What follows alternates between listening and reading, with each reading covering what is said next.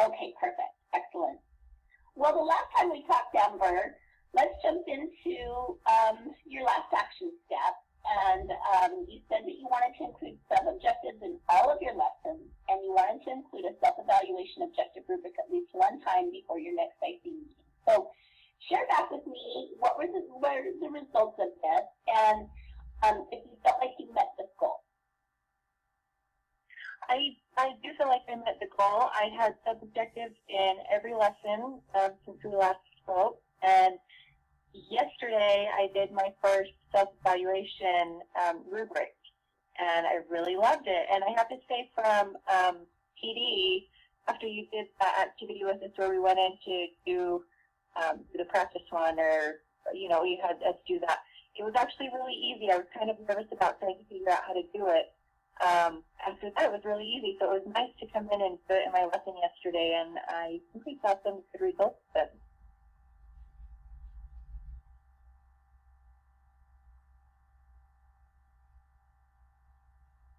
Awesome. That's so awesome. I'm excited to hear that. And I'm glad to, do you feel like it made it so you had a little better idea of what those kids really felt like on their end? Or I didn't get to see, I think, that portion of your lesson when I watched it yesterday. And so share with me, did you do it as something that was anonymous, or did you do it with pointer tools that they could all see? How did that go? So I did pointer tools that they could all see, but they still didn't know, you know, who else was saying what they were saying. So I really liked it, and it was good for them. I think it made them focus on the objectives a little bit more.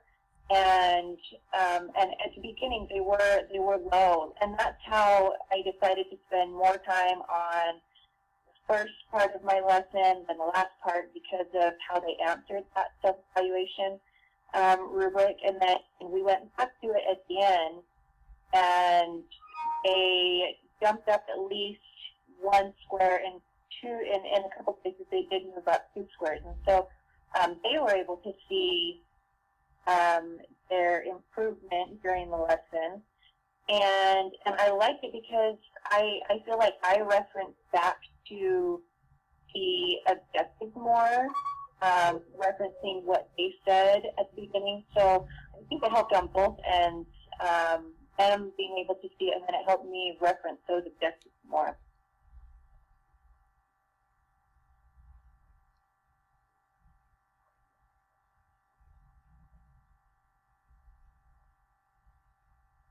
I can't tell you, like, I'm really literally over here, like, doing, like, that hamstring. I'm so excited to hear that. And to just hear that, too, you felt like incorporating that has made your lesson so much more objective-driven. Do you feel like now you can see the difference between before and after, how this can be that #1 correlation between higher state test scores and what's happening in your Blackboard classes? Oh yeah, for sure. It's taken me a while to get into the whole objective thing.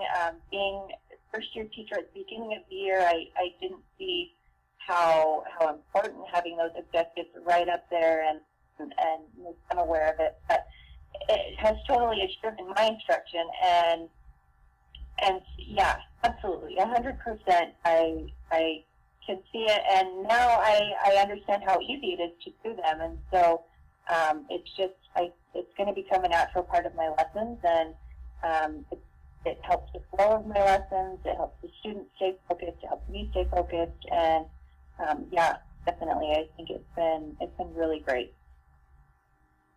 Yay, that's so great. Well, thank you so much for sharing that feedback with me, Amber, and I love it because you know, I've been watching your classes all year long, and I saw such a huge difference in from, you know, the beginning of the year to now, and to see the growth that you've had, it's awesome. I mean, you're just such a fantastic teacher already, but then being able to make your lessons that much more focused, it's just taking your craft to another degree, you know, so.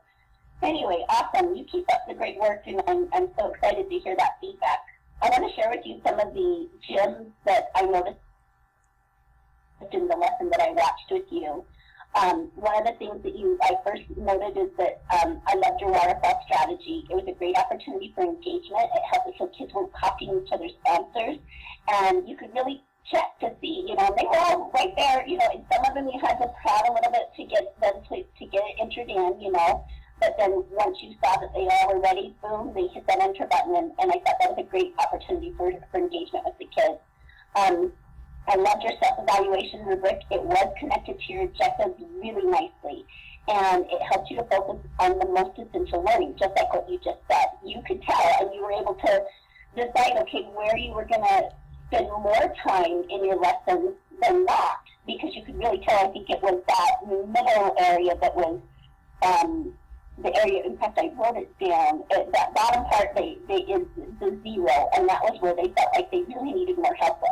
So anyway, yeah, that was awesome. And then I loved your objectives, and your sub-objectives were incorporated really nicely, Amber, which is such a great example of using objectives effectively in your lesson. They were clear and concise, and they made sense. In order for them to find the length of a cube with a given volume, they had to be able to find the volume of the cube first. You know what I'm saying? That built into it. And in order to find the rectangular and triangle prism volumes, they needed to be able to find the area of a triangular basis.